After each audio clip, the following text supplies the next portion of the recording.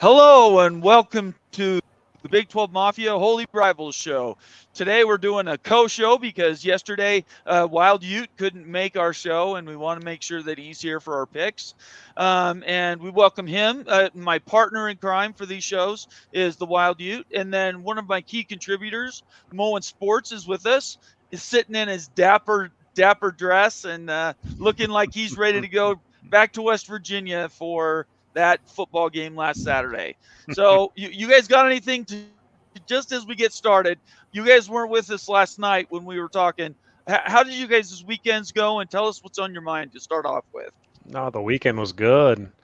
I mean, the Utes got a win versus Weber State, and that win was kind of ugly in a lot of ways. We didn't beat the point spread. I think Moan and I both had Utah over. But We hey, did. check this out, guys. We put a 34.5 point spread out there, but the actual point spread was 27.5. So we had the wrong spread. We had Okay, the well, we Mafia couldn't Holy find Rival it. spread. So, Yeah, I don't we know. couldn't. I want to question some of these numbers possibly. the Utes Yeah, wouldn't well, have beat if that's the them. case, he convinced me to pick Utah with that spread. He had me Oh, going shut Utah was up, just both gonna, of you guys. Utah was Stop just going to it. lay bombs on him, man, and it didn't happen. That's But I mean, at least Ohio State won and West Virginia won the backyard brawl. right, Yeah. right. But it was Okay, a good weekend so in sports. I'm super excited for this Saturday, guys. This is a huge Oh, showdown and everything. And Moan, Ohio State and Notre Dame.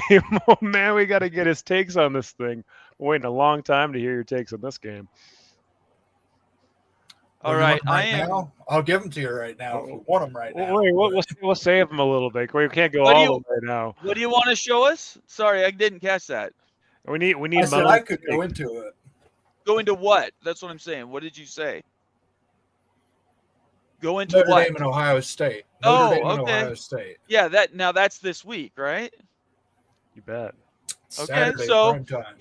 we're still waiting for Immaculate. So go ahead. Yeah, we can start off with a rant about Ohio State and Notre Dame. Go Oh, ahead. it's not going to be a rant, but I just want to put a prop bet out there. 50% of that stadium, Sure. scarlet and gray.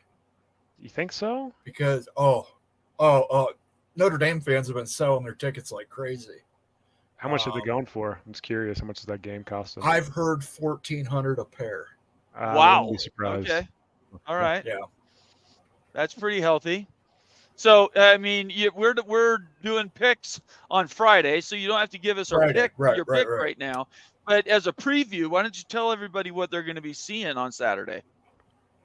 Well, hopefully you're going to be seeing Kyle McCord to Marvin Harrison Jr. and Amika Ibuka and Carnell Tate and Julian Fleming. And maybe we'll figure out how to have a run game. And if that happens, who knows?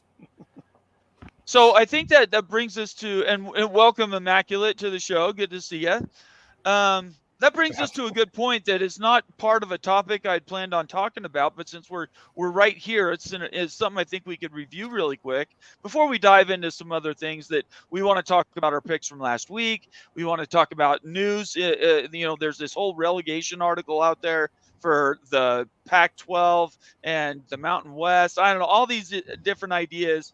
We can talk about that in a second, but I think the bigger sort of theme that I've noticed after 3 weeks, 4 weeks, if you count week 0, is the Big Ten and the SEC aren't these monolithic conferences right now.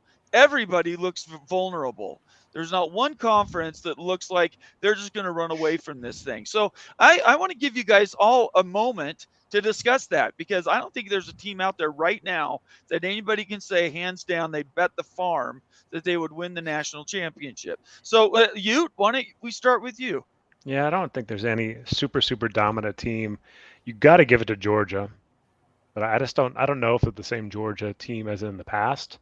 But they're going to be the front runners. They haven't lost a game in years, right? Really, so that's the obvious choice. But as far as the SEC dominance, no. Arkansas goes down. Florida goes down in non-conference games. A lot more non-conference games lost. You can't say that the dominant conference they've been. Big Ten's lost some games. So I agree with you. There's a lot more parity, it seems, and it does seem like the Pac-12 right now is one of the best conferences in the land, maybe the best top to bottom in the land, which is just crazy. That's going to change, though. I mean, like, let's be honest about this. It's this year that we're seeing this, but when the financial gap starts happening next year, when the new media contracts come in, I think that this gap widens. So this is a temporary thing that we're going to see, but I think there's going to be a pull away over the next 5 years with the Big Ten and the SEC are really becoming more dominant. But right now, there's a ton of parity, and like you're right. Like it's kind of up for grabs. I don't know who's going to win the national championship. Like you have to put the money on Georgia. But like I'm not overly confident that's going to happen. It could be Florida State, it could be Penn State. There's 10 to 12 teams that might have a chance this year. So it's fun. It's definitely a fun year.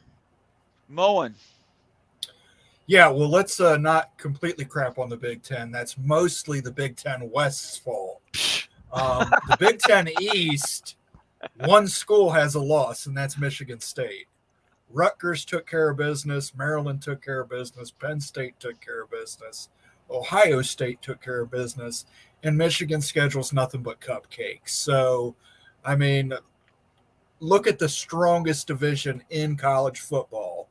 It's the Big Ten East. I'm sorry. There are legitimately 4 top 15 teams there. Yes, I would put Maryland in the top 15. No. Maryland is the real deal. Yes, they are. I think Rutgers is better than them. All I said was wow. So. I didn't say no. No. Maryland, I'm telling you that at some point Maryland is going to Purdue Ohio State. It's going to happen. They're going to Purdue one of these Ohio State, Michigan, Penn State. Tua's younger brother is the real deal. Yeah. I like that offense. I like what Josh Gaddis has done there.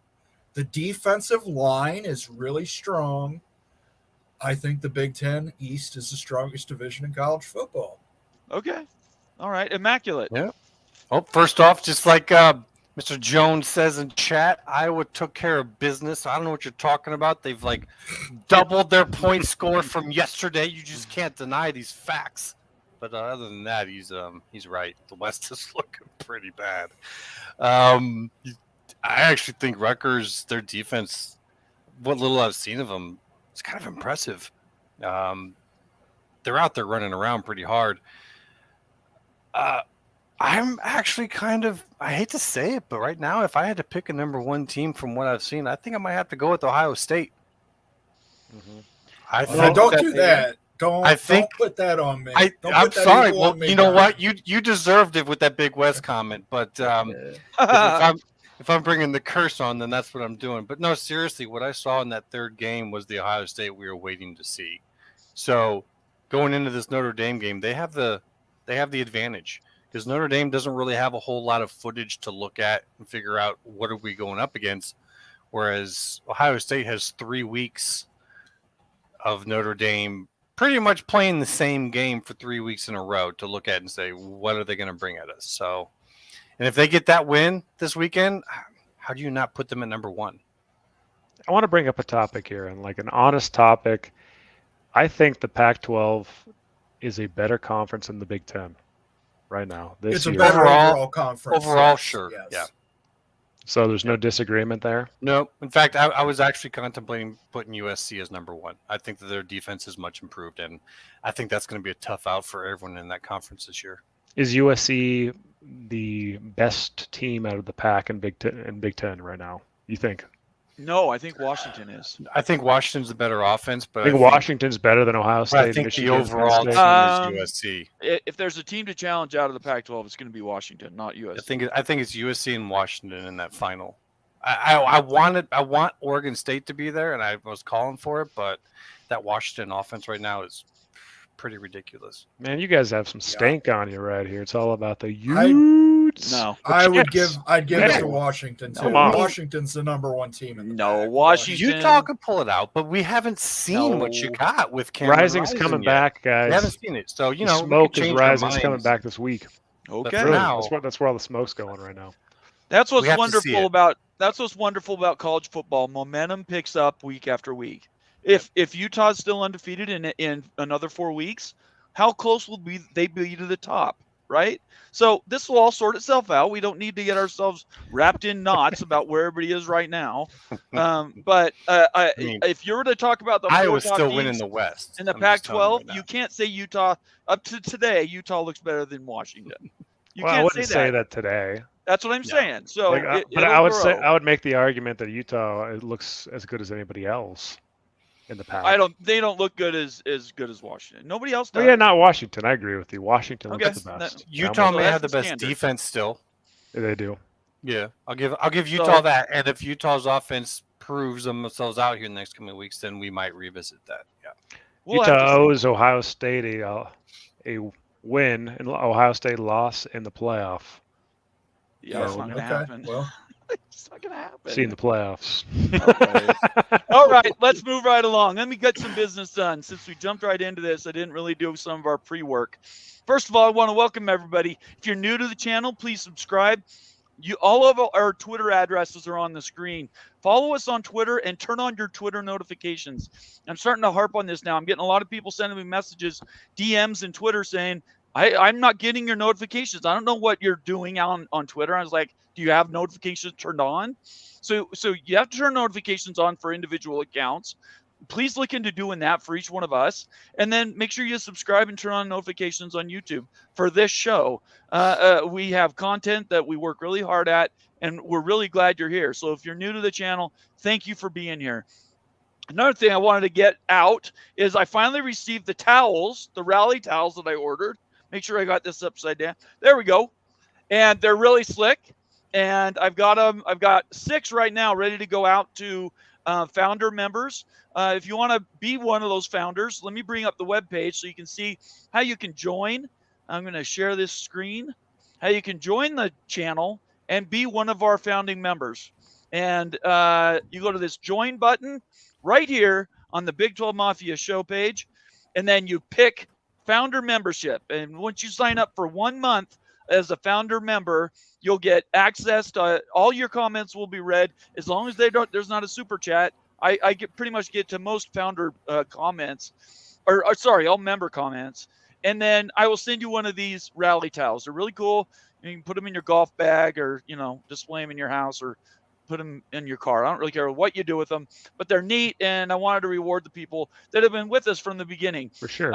And I want to make sure I get those names right, because we have 5 right now that I'm going to send out, and that is Bill G, Glenn Lumen, Mike Rayner, Sooner Lemon, and Summit Hawk. You're all my founder members. Appreciate you guys being here very much. And I want you to know that if you'll get me your addresses, either send them to me in email or DM them to me on Twitter, I'll get those sent out as soon as I get your addresses.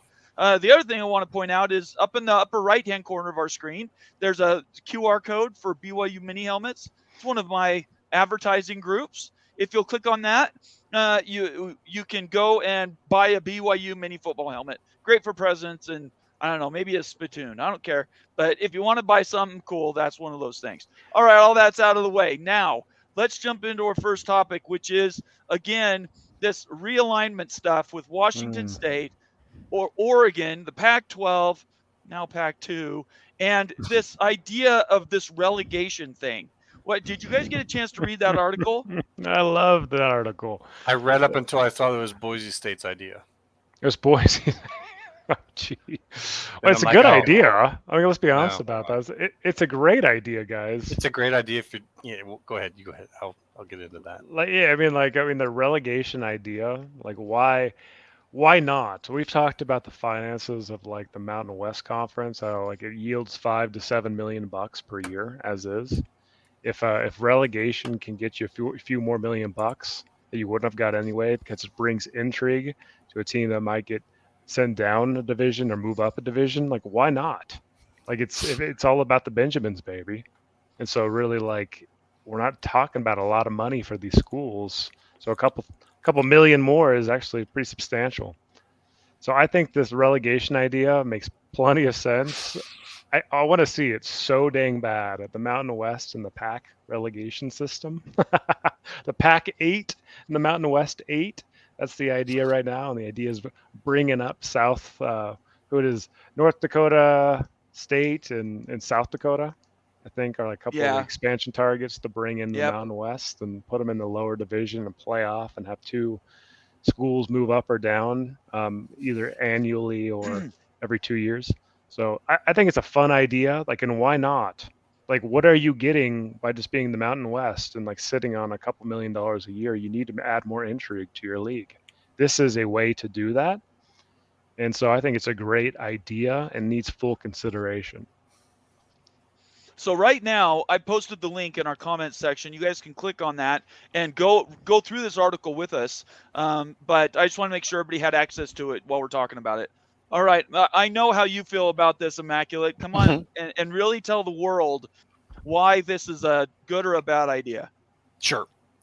Well, I mean, you brought it up for Boise State, why it'd be a good idea, and I don't agree with that. But if you look right there at the bottom of your screen, it says Oregon State and Washington State, the most two important schools as being part of this. And we've already heard from them. Their number one plan of what they want to be is Power 5. I don't think that's changed. That's why this isn't coming from them. I don't think that they necessarily think this is a great idea. And quite frankly, if they were to have to do something not getting into a Power 5 conference, I don't think that they necessarily want to get into something where they could possibly end up being relegated down even further than where they'd be going down to. So I don't really think that Oregon State or Washington State is going to like this.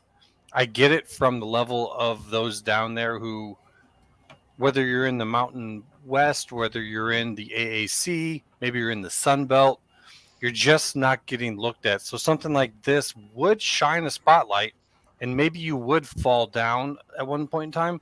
But when you look at what those schools are making right now, you're probably not looking at a big drop in pay. But when you're going from making $25 million a year, what they were making with the pack, to now you're looking at, I don't know, maybe 10 if you're in the top one, and maybe down to 8, 7, 5 if you're in the bottom one. This isn't a great idea for them. If I was an Oregon State or Washington State person, I'd be like, please, no, don't have us be part of this. Now, if you just want to talk just for the G5 as a whole, yeah, I could see it then maybe. But I think that they're trying to use Washington State and Oregon State to pump some value into this while they're kind of still popular. What's the downside for Washington State and Oregon State? I'm just going to press back on that thought a little bit. Everything I just said. So you're saying that if they move to the lower division, then they're going to be seen as less than they currently are? That's what I'm taking from that. I mean, yeah, because they're going from $25 million a year that they're already having problems keeping their budget going on, and you're going to go down to something where, looking at the numbers in there, no one was talking more than like 8 or 9 mil a year to be in the top conference or division or whatever it is for it. And when you get relegated down, you'd be losing some, and there's going to be some profit sharing. So whoever's in the bottom ones, you're taking from someone in the top. You're not getting the full value or in the top one. So, I mean, I guess what can they expect now if they don't go to the relegation system? What kind of finances, annual payouts could they expect? I would bet it's lower, right, than the upper division of the relegation. Has to be. Well, I mean, right now the Mountain West is Boise State has the best pay out of it. I think they're making like 7, 8 a year, and the rest are making quite considerably less than that. So, if to Boise they think that they can play their way up to the top of it and maybe get another couple million a year, it doesn't sound like much, but that's like a 25% raise.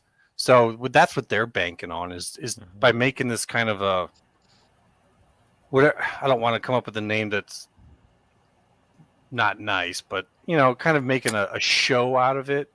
How do we get people to watch these teams when they normally won't? You bring in something like relegation. It's a good idea. It's just no administrator is going to want to deal with this to where you don't know how much you're going to be bringing in. I'll tell you, what I would do is I would go conference playoffs. That's what I would do in the end, and I'd have them go along with the top conferences to help push for that. This is how you do the budget. I saw like some of the feedback against this idea is that, hey, you're not going to be able to budget going forward. Or if you were to get relegated and you have a couple $1 million less, then that might mean less staff or whatever. Well, here's the solution to that. Just don't budget as aggressive. Like, I've done so many budgets in my life and nonprofits. Like, you can choose your budget.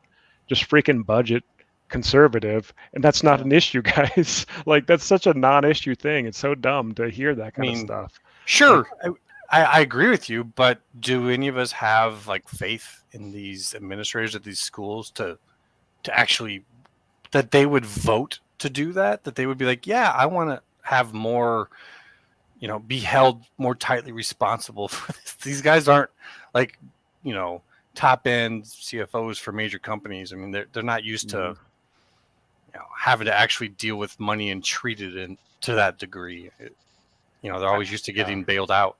My viewpoint is that Oregon State and Washington State are in a much worse situation than they probably realize, and they realize they're in total crap right now. And they need every little advantage, every little boost, every little dollar, every little piece of exposure they can get. And so melting away in the Mountain West, quasi-impact Mountain West and stuff is not going to be the ticket for relevancy. But if you win in this relegation system and people are intrigued by it, and you actually win the conference and everything and get a playoff berth, it actually might breathe life into your program more so than you otherwise. So I think that the risk is worth taking just based on really where they're at. It's not ideal. I mean, obviously, they got to make a move to get in the Big 12. And we're going to talk about that. Right. But really, I think that it's one of the best ideas for them and Boise and all these other, football, call them powers, at the G5 level and everything. I think that those schools are set up for success. So I think it's a good idea still, but I understand your thoughts too. Yeah, I mean, my opinion on their whole situation hasn't changed since what we talked about yesterday. We were on the show talking about where I do actually think they're going to get in the Big 12, and I think they're going to get somewhere around like 15 a year. So, to start. Yeah. Well, I mean, whether it goes up every year or whether they have to wait till the next negotiation, right. I don't know. But, Moen, what do you think about this idea? Well, I think Oregon State and Washington State know they're shit out of luck and jolly well fucked. So they got to take whatever's going to help them the most. And if relegation is the only thing out there, they have to take it. I mean, you can't run a conference as two teams. You can't be the Pac-2 conference. Right. And schedule, you're talking about budgeting issues, try and budget as a two-team conference. I have no problem with the relegation in the G5 model. It actually alleviates giving the G5 an AQ. I have no problem now giving the G5 an AQ if there's a relegation model, right? And the champion in the Premier League of the G5 wins. I don't have a problem with that. And I think that is a definite model. Going along with what you and Immaculate said, I think all four of us would agree that a G5 relegation promotion model would be the fantastic solution to all these schools that feel like they don't have access because they're not part of the power conferences. So I could definitely see the AQ4, which is now what we're at because the Pac-12 is going to go away. Everybody else in these G conferences, that would be the AAC, the Mountain West, the Sun Belt, the Doopsie-Doo. I don't care what the other conferences are. They are all put into a pool, and you have these leagues. One will have 20. The Premier League in England is 20 teams. So if you go by their model, you'd have 40 teams, 20 in a superior group and 20 in a relegation group, and they would rotate up and down. You'd have to determine how many teams, and then every year or 2 years, you would have teams that would trade position. Some would go up, some would go down. But I think that's the best way to get the G5 powers together. Give them some bit of a control to get access to the playoff because you're playing better teams. That will increase your value. If USF is playing Boise every year, or San Diego State's always playing USF, or UConn, who is down this year, but say for some reason they jump up again. If those power teams are playing each other, how much more appealing would they be to being added to a larger conference play, not conference playoff, but college football playoff? I think that I could actually see. I love this idea so much, guys. Like, this relegation idea is so brilliant. Like, people have been talking about this for years, right? I honestly think that we should create a Big 12 ACC relegation where Big 12 is the Premier League and ACC is the second. I would be okay with that. Come on. You'd be okay with it until you got relegated. Hey, you know what? It's not going to happen to BYU or Utah. So I'm not worried Yeah, about it. it's possible for anyone. I'm calling for relegation, especially in the transfer portal era and NIL.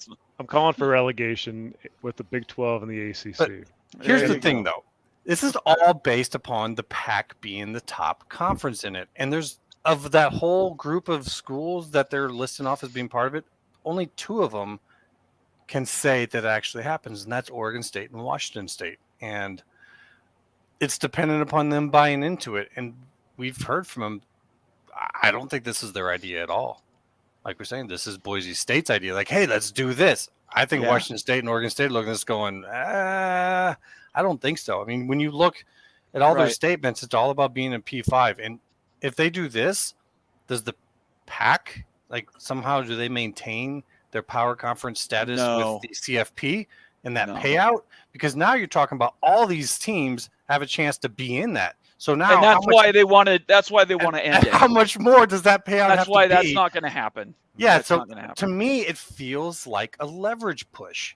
You know, like, they could do relegation after Washington State and Oregon State get picked up, but the power conferences are going to pick up Washington State and Oregon State to stop them from using the Pac as part of this. So love the idea for the G5. Right. But I just don't see Washington State and Oregon State or the Pac being part of this. They're going to have to figure that on their own. Everything you just said is right, Immaculate. Let me get some hi hos out to people that are with us for tonight. Cleveland Rocks is here. We got Cougar Tracks is in the house. Good to see you, Cougar Tracks. You need to re-up your subscription, buddy. PS Doff is here. Let's see. A-Mac, Summit Hawk. Mr. Monkey Says. David Griffin. Good to see you, David. The Big Lubbock. Jared Jones, our Ohio State guy, here to support Moen. Let's see who else we got. Summit Hawk and K-Do. Good to see you guys. Summit, I need your address. You need to send that to me. Let's see. Tony Lawson. Wow, we got a lot of new people in here today. Ag biochemist Greg Kirsch. I know I'm going to miss somebody. Jared Jones, Tony Lawson, and we'll stop there. All right. If I missed you, it's because we've gone a half hour and there's a lot more people that have joined. So if you're new to the channel, please subscribe. Follow us all on Twitter. Turn on your notifications. Okay, let's get to something fun, and then we can dive back into Washington State, Oregon State, and whatever. Let's talk about our picks last week. Okay, that's not fun. Oh, that's not fun. Here we go. Come on. You gotta kidding me. Here we go. So there's a dispute about one particular game, which maybe we'll just take off the roster because there's some conflict about whether the spread was valid or not. But this is what we're looking at. We all agreed on it. For overall results, I'm sitting at 10-7. We got Immaculate's looking at 11-6, and I think he's cheating. And Moen and Wild Ute are both below 500. So let's talk about this is versus the spread, though. This isn't straight up, right? Like, it's a 50-50 proposition versus spread. Of course, yeah.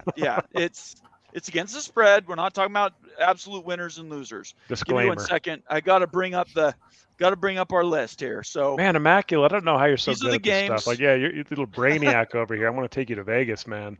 We're going to Vegas. These are the games that like we Tony picked. says, it's all about that Iowa luck when we, go and gamble. Here we go. So here's the games we picked. Yeah, I hope everybody can see that. BYU, Arkansas, Weaver State, Utah, Tennessee, Florida, KSU, Mizzou, Pitt, West Virginia, South Carolina, Georgia, Minnesota, and UNC. I lost that one big time. TCU, Houston, and UW, MSU. So let's start at the very top with the best game of all of them, which is BYU, Arkansas. What did you guys see that you liked? What did you see that BYU still got to work on? And anything else you want to talk about? Go ahead, Immaculate. I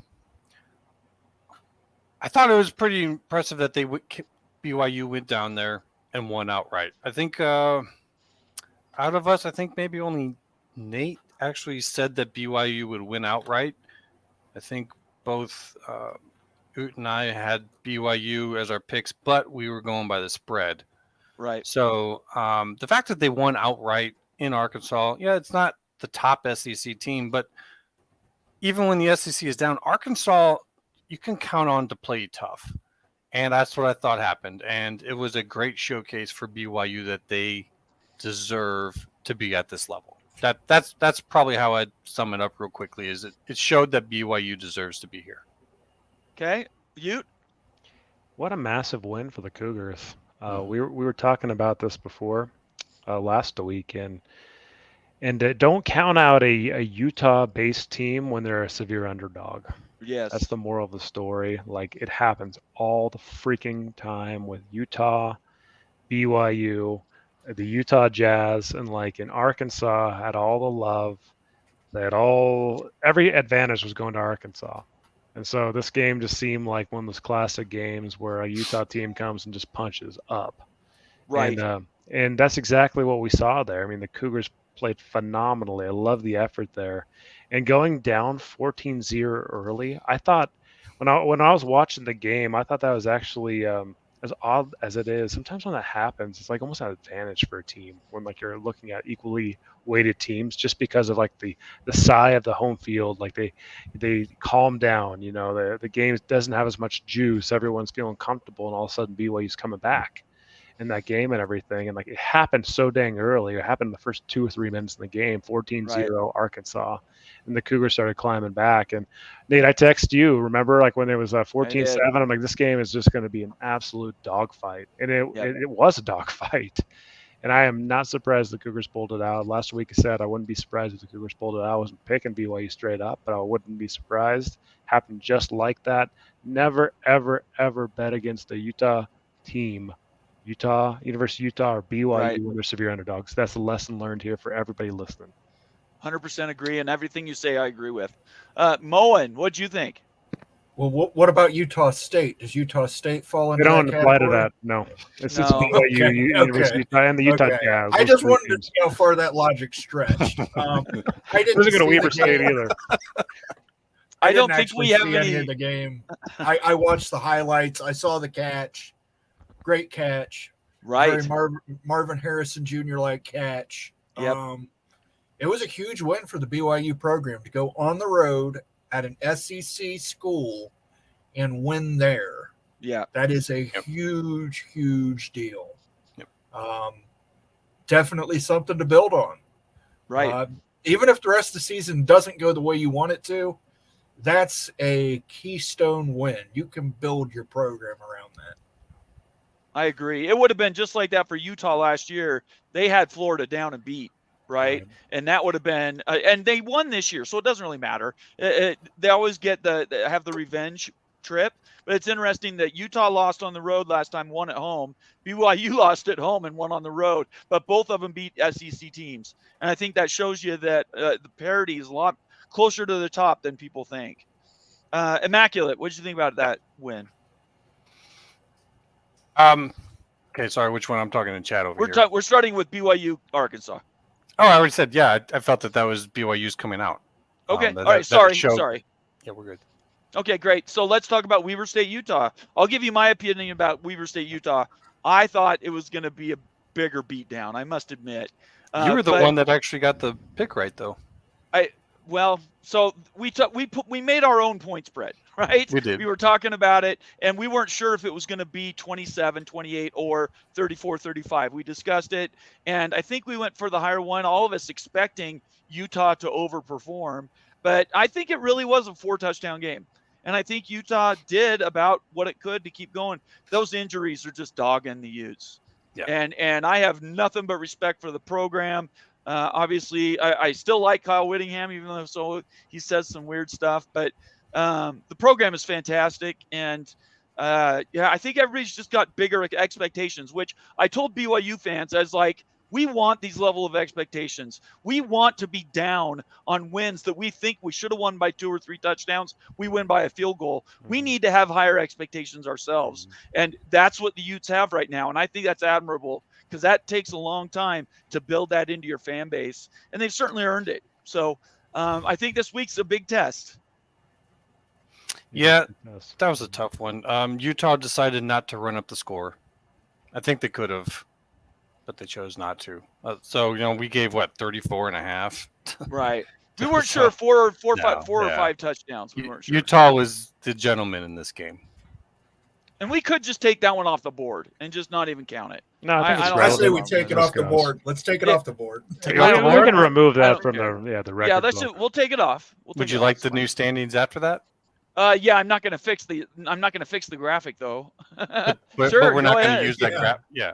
Hey, Mon, what's your Um, take of this Utah game? I'm curious. Yeah, I'm curious about Moen's. I thought that Philip told me they were going to beat them by 35 points, and that's why I picked it. And then I saw the score, and I said, well, that can't be right. My friend Philip convinced me after I had said there was no way that Utah was going to win by 35 points, and it didn't happen. So that's what I thought. At the game, I was at the game on Saturday, and I was talking to my neighbors left and right. I'm like, hey, the Utes really need to win by 35. So they were all aware and stuff, and it was a bummer. I'll tell you, the Utes have an elite defense, like a top 7 defense, maybe a top 5 defense in the nation. Could be. The offense is a little bit concerning right now without Cam Rising. Nate Johnson's a fast player, but if you look at the analytics, the Utah's passing efficiency right now is in the 90 to 95 range. And that just has to get better to win versus other ranked teams. I mean, Florida came in, that was game 1. Looks like we caught them, before they heat up. I don't know how good that Florida team is, but Right. we caught them on a good day, first season, right? This UCLA team that's coming in Saturday, there's a lot of nail biting going on in Utah territory because they've got a stud-o quarterback and everything, and it's going to be an absolute dogfight on Saturday. But the Utes offense is sputtered. Like the rush offense was good, the pass offense struggled. The playbook hasn't been opened up to Nate Johnson yet, so it really was kind of vanilla. And I don't think the Utes could have put more points on it. I just think the way that they played football and the vanilla way they play football with Nate right now, because of his lack of experience, is just not going to score a lot of points. Like Rising, if he comes back, it's a completely different game. And let's talk about that real quick since we're on Utah. So the smoke on Rising is tomorrow. Tomorrow, Thursday, we will know if Cam Rising is going to start versus UCLA. And there's chatter too that if he doesn't come back versus UCLA, how long could it be out? It could be more of an extended period of time, guys. So tomorrow is a big day in Utah football land to find out if Rising's playing. I'm hoping and praying the guy's playing and stuff because I don't want to see him miss more extended time. He needs to come back now. We need him now. This game is Saturday. But he has been practicing with the ones, meaning that the starters, all week long. And the thought process is if he wasn't playing, then Nate Johnson would be taking those reps in practice. So the smoke says that he's actually a go and about 75% likely, but that's not a guarantee by any means. But I think that even though his knee's not fully right, I think that he's going to actually try to go for this Saturday, and I'm really hoping so. So that's the update on the Utes.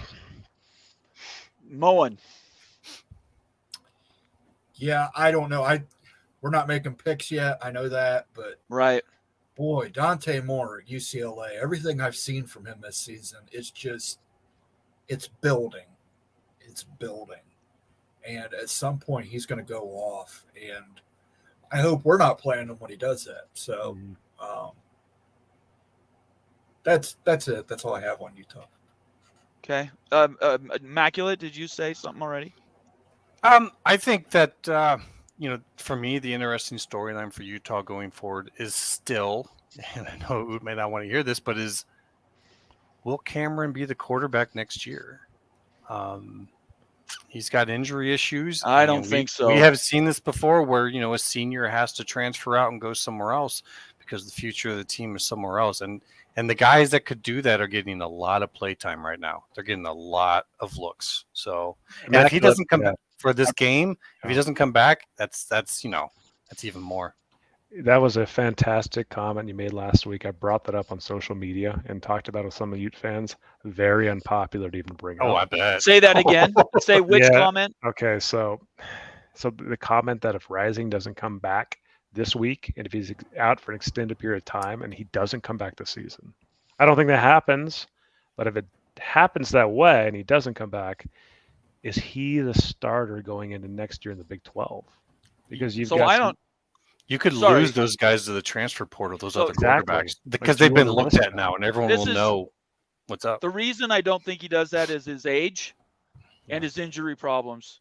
If he goes another year and plays, he's less likely to get drafted because the older your quarterbacks are going into the draft, the less people like them. For sure. I don't think he's So draftable anyway, though, Bob. no, well, if he does well this year, he can be, but he needs to start playing.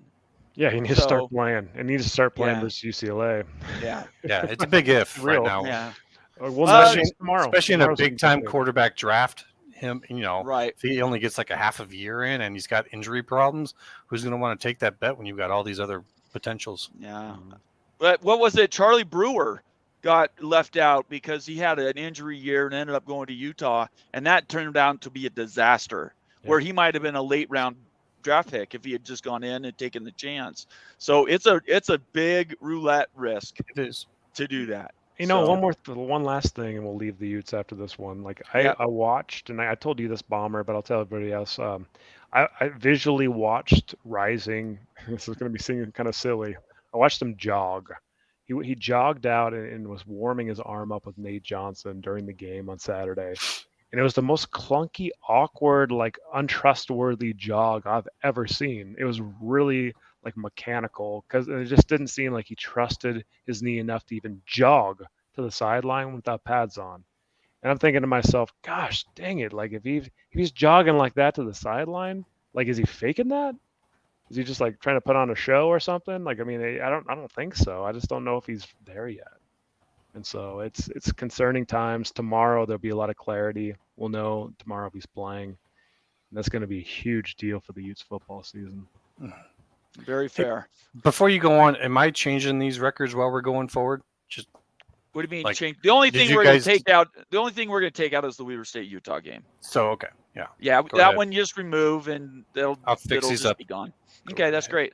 Let's cruise some of these others because we don't have the passion. At least me and Ute don't, because BYU and Utah's not in them. But Tennessee, Florida. All I will say about that is I'm surprised about Florida. I thought Florida was a 4-win game. I've said that several times, and I wonder. This is the big question I had out of that game: is Florida good, or is Tennessee just that bad? We won't know for a couple weeks, but I think that's an open question. Tennessee quarterback is not gotten better. He's got amazing talent, and he is just not put it together. And I think it was too early in the year for that team to go into the swamp. So I think Florida is better than everyone thought, and I think Tennessee is worse. Mm-hmm. Fair. What do you think, Ute? Yeah, I'm with Immaculate there. I mean, I think that Tennessee was one of the teams that Moan and I picked that was going to regress back to where they historically have been over the last 5-10 years. And I mean, when you lose Hendon Hooker and Jalen Hyatt and all the studs they had, what do you expect? Like they're a good team, but they're not a great team. They're going to eat a lot of losses. Florida is a little bit better than we thought, and Tennessee is a lot of it worse. Very fair. Moen? Yeah. I still see Tennessee being a good program moving forward. It's a rebuilding season. I think Milton came out of high school a 5-star, guys. It's not like the kid wasn't, a player in high school. He just has not panned out. He's just one of those guys who has bounced around and been a bust. I mean, but we've seen so many guys nowadays bounce around in the portal that have hit. Michael Penix at Indiana. Right. He's a Heisman candidate now. I mean, Bo Nix at Oregon, flamed out at Auburn, Heisman candidate now. So it's tough. I mean, Tennessee, but I think Josh Heupel, he's got a good idea of how to rebuild that program. He's going to recruit some studs, if you know what I mean. They have to be able to win the Chick-fil-A bag. He doesn't even do that anymore. They need to be able to win their out-of-conference games. That's where they've struggled every year. This game's in conference, obviously, but anyways, they just didn't look good. Mr. Monkey says, before we go to our next game, he says, okay, guys, Tennessee is still ranked. Why? I'll tell you why. It's East Coast SEC bias. Bingo. Enough said. How is BYU not ranked? How is BYU not ranked and Tennessee's ranked? That is it's whack. This one was a shocker, at least for me. Mizzou beat K-State on a 61-yard field goal. Obviously, Mizzou by 3.5. So everybody was picking against the spread when we took KSU. Did anybody win that one, Immaculate? We were all KSU. That's what I thought. So does anybody want to say anything about this one? And we move to the next one. Nope, that was just okay. Home team won. Pitt, West Virginia, obviously backyard brawl. People are passionate. Moen is here representing for all West Virginia and Pitt fans. I didn't get a chance to watch this game, so I'm going to have to rely on what you guys saw in it. Great game. It was a great game. West Virginia, the fans were excited for it. You could tell the people in the truck were trying to find somebody not wearing an Eat Shit Pitt t-shirt to show. That was interesting, by the way. Yeah. Yeah. You're lying. I mean, Are you serious? No, you didn't hear the chant? No. If you've never been to Morgantown, go to Morgantown. It was pretty. It was R-rated for sure. Everything. There's two things in Morgantown. There's a federal prison and there's WVU. And there's a mall, Mountaineer Mall, which I wouldn't suggest going to. Okay. But I will say this: they love their football. Oh yeah, right. And my guy, we go down to Morgantown a couple times a year. Just they love their football, the backyard brawl. It's a fantastic rivalry. It's good to have it back, at least in some form. So I enjoyed it. I know the West Virginia fans enjoyed it. You could hear them enjoying it. So what colors do you wear when you go there? I have to ask you as an Ohio State fan, and based on what West Virginia's colors are, I cannot see you wearing their colors. I do not. Yeah, because they're kind of like Michigan, huh? To be fair, I have connections to WVU. One of my great uncles was a professor there when it was an academic school before Gordon Gee took over. But, I'm not a huge WVU fan, but hey, I root for him. I just can't see you wearing those colors ever. I won't. I would never.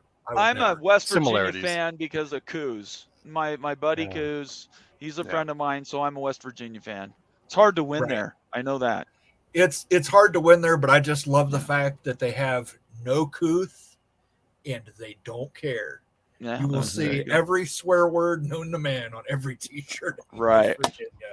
Immaculate. What do you think? A lot of guys with the natty racks.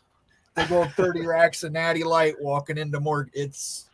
They own it, babe. That's cool. I like that. That's it. I didn't get to watch the game that much, but what I did see before I turned back off was it looked like West Virginia was just overall the better team on that field. Right. I didn't really see Pitt being the same with them on. And, I was kind of hoping for like a little more of an even effort on that. And to me, it looked like West Virginia was the better team. Really quick before we move on, Summit Hawk, who's one of our members, so I'm trying to read member comments before we get to the general ones. By the way, if you want your comment to be read, you can make it a super chat. Hit that $sign, put in a comment, and I read every single super chat. Or become a member. Join the channel as a member. Go to the Big 12 Mafia page. In the middle, there's a join button, and become a subscriber. Not a subscriber, a paid member of the channel. What you guys think about the I'm over getting upset about storming of the field? It doesn't bother me in the least. No. There's a lot of people that get upset about it. I don't understand why. As long as the schools can pay the fine, I don't see why it's a big deal. I think like if you're the team that's lost and the home crowd storms the field, I think that's respect for your program. It was a big win, right? It was significant. Right. So Missouri, it might feel kind of silly and stuff, and especially some. And I know you're a KU fan, but beating KSU and a ranked team is a big deal for the Tigers. Right. I've got some family that are Tiger alum and everything. That was a big win. They're excited about that. It really was. So storming the field, I guess, makes sense. It's a way of celebration. And it's kudos actually to the other team, in my opinion. And people just talk Missouri, Kansas, and that old rivalry, but really, from the Missouri perspective, I don't see why that doesn't also carry over to Kansas State in terms of the reasons why that rivalry exists. I could see the same feelings towards Kansas State. Yeah, that goes back years. It's weird. KU and Mizzou have a really, really heated rivalry, right? But KSU and Mizzou just never really had that venom. You know how some teams just kind of develop that? the border war, right? Like with Right. KU and Missouri was like a big loss to the Big 12 rivalries when KU and Missouri came from basketball more so than it did from football. Well, they were playing football at Arrowhead Stadium, at the Chiefs Stadium. I mean, like, it was I know, a big deal but like back then. both of those teams, like in the Big 8 days, were very good at basketball. Yeah. Whereas in football, I mean, Missouri was generally better. I mean, Missouri needs to get relegated, guys. We're talking about relegation. Missouri needs to go back. Missouri, they get out of the SEC. Let's move on to South Carolina, Georgia, who, yes, I got right. I don't know if anybody else did. You guys said you wanted to get rid of that one too, right? No, we did not. What was the spread? I thought I had, absolutely I not. had South Carolina too, right? I took. Yes, you did, Mo, and you and I did. I took South Carolina. Yeah, I thought it was crazy. So three then. Y'all had South Carolina. It's just nice to know that sometimes you get things right. Minnesota UNC, I got horribly wrong, like so bad. UNC. Sorry, Mac Brown. I apologize. You guys want to say anything about that game? UNC's looking like someone to keep an eye on this year. Are they still undefeated? Are they 3-0? Yeah. Okay. Yeah. They after Clemson goes down to Florida State, UNC might be the second place team in the ACC. Okay. Yeah. They could be in it. TCU Houston. That'll be something. Oh, sorry. Yeah. I want to say if Florida State and UNC are at it, that'll be a Big Ten conference game here in a year or two. Yeah, the battle of the no votes, man. Here we go. I love it. That's the new rivalry. I love that. That's great. TCU Houston. I can't remember why we picked this game up. It was just because of the Big 12 matchup. Yeah, I was Houston's severely underimpressed. Houston neither looked good. I was hoping to see more out of Houston at home, and it didn't happen. Yeah, that's true. We didn't. You guys have any other comments about that game? Houston. Dana Holgerson's going to be fired here in about 2 weeks. I predicted week 4, so we've got one more week. The over/under I think was 6, so I took the under with 4. We'll have to see. It might be 6. Let's talk about this Houston program for a second. Like, they're going to struggle to get competitive in the Big 12 era. Here, like they seem like the worst team by far in the Big 12 this year, and going forward. I mean, maybe that changes because of Houston recruiting, but I don't know. I mean, they seem like they got really lucky, like the golden ticket getting to the Big 12, kind of, to me. I'd say if they just got to find, I think if they find the right coach, if they find the right way to work that out, I think Houston could still become something pretty big because you're in a hotbed of recruiting right there. Right. If they can just get it figured out. So I'd give them, 3, 4, 5 years. It's going to be a little rough, but they're always going to be a team with potential while they're in the Big 12. I think. Go ahead, Moen. I just want to put it out there. The next coach of Houston should be Tom Herman. Bring back Tom Herman. Bring him back. Bring him back. That's when he was the most successful after winning the national title at Ohio State. He had Houston, I believe, top 5. They were not a bad pick. That is a pretty good pick for them. Yeah, where is he at right now? Is he like an assistant somewhere? Let's see. He's bounced around quite a bit. But bottom line about Houston is their on-ramp's going to be a while. It's going to be 5, 6, 7 years. Yep. So they'll get there, though. They've got a lot of recruits around them. It's just going to take time. I've got a lot of Houston Cougar fans that watch the show, not live, but they watch it after we're done with it. And I have total respect for their fan base. I think they're ready to jump. They just need the right coach, the right motivator to bring in the best players. Dana Holgerson wants Neil Brown's job, I think, at this point. I don't know what he's doing there. All right, let's jump to UW Michigan State. The scariest game all weekend, right? UW is a monster. is I said it months ago. Washington was going to be awesome. Yeah, they're awesome. They're amazing. They're unbeatable. They're unbeatable until they play Utah. So we'll see. Yeah. Okay. Moen or Immaculate? Do you guys want to say anything about that game? Great game to bury on Peacock. Yeah, that's true. That's true. Yeah, that's true. People probably turned it off halfway through the second quarter. So, yeah, I think it's just for that coach, I don't know if I could see another school picking him up. I mean, I know there's the scandal, but all you have to do is look at what he did with Colorado, and then now look at what he's done with Michigan State, and it's just like how I just. From his standpoint, though, if somebody picks him up, that's going to take away a lot of the pay that he's owed. Oh, yes. and that's not over yet, but we won't get into that. But yeah, he's right. He's going to get a payday, I think. Are you talking about Mel Tucker? You guys are talking about Mel Tucker? Yeah. I don't want to waste any time on him at all. Yeah, let's not get into Mel Tucker. I don't want to get into any of that. So before we move on to our next topic, is there anything else you want to say about this lineup from this last week? I could tell you the new records real quick, if you'd like. Sure, go ahead. All right, cool. Well, congratulations, Mo and Phil. You have now moved up to 8-8. You are at 500. Yes. Nate, you went down to 9-7 now. Yes, I know. And I have moved up to 11-5. Go me. Oh yeah, the record keeper over here. Wait, what happened there? We all went down and you went up. We're good. How does that work? We're good. You don't go up a win. We didn't all go down. Three of us went up because 3 of us picked Utah. No. And one of us picked Weber State. You got rid of the Utah Weber State game. So I lost a win and you guys all got wins? No, I mean, we lost. We all lost the loss. No, what I said is you take it off. It's not counted. So you can't go up a win if you remove a game. I just know. I removed the loss. The guys were 8-9. Now they're 8-8. You were 10-7. Now you're 9-7. I was 11-6. Now I'm 11-5.